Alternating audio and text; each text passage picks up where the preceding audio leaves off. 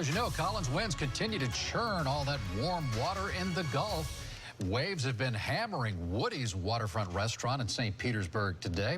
The restaurant actually posted this video crashing onto their deck with tremendous force going over the picnic tables.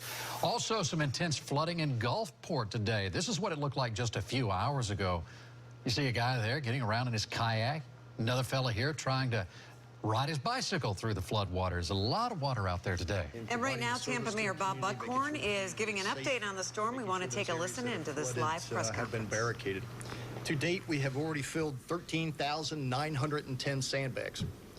We opened that up 2 days ago. The folks in the community have taken advantage of it. We have provided 2 locations for them, one in South Tampa, one in East Tampa, and the response has been overwhelming. I spoke to the governor today. He called me to ask me if there was anything that the state could do, if there was anything that we needed. I told him, first and foremost, thank you. And secondly, I think that we are in pretty good shape. Most of this storm has been about the heavy rain. As we all know, that there are low-lying areas in the city of Tampa. Historically, they have flooded in situations like this with the amount of rain that we got, and particularly with the high tides this afternoon. Those areas, in some cases, not all cases, did what they always do, which is they hold standing water. Bayshore Boulevard in particular has been closed for a number of hours. We preset the barricades last night in anticipation of this, knowing exactly where those areas would be.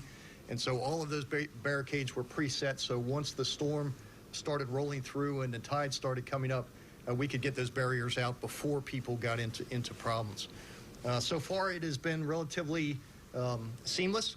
As best I can tell, we've had obviously no citizens involved in anything serious, no damage to structures that I have seen, and the barricades and the police officers have prevented folks from driving through those neighborhoods and causing all kinds of issues.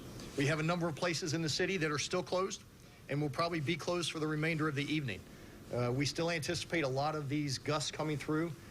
We've registered wind speed as high as 50 miles plus at TIA, and there are other bands that will be following this. We are on the backside of this storm, so as the storm moves north up into the Panhandle, we will continue to get that counterclockwise tidal flow as well as the rain bands. These storms are unpredictable. You're listening to Tampa Mayor Bob Buckhorn telling us that things are going pretty well in the city of Tampa. About 110 sandbags, he said. Sandbags still being passed out on the east side and in South Tampa, but not too bad overall.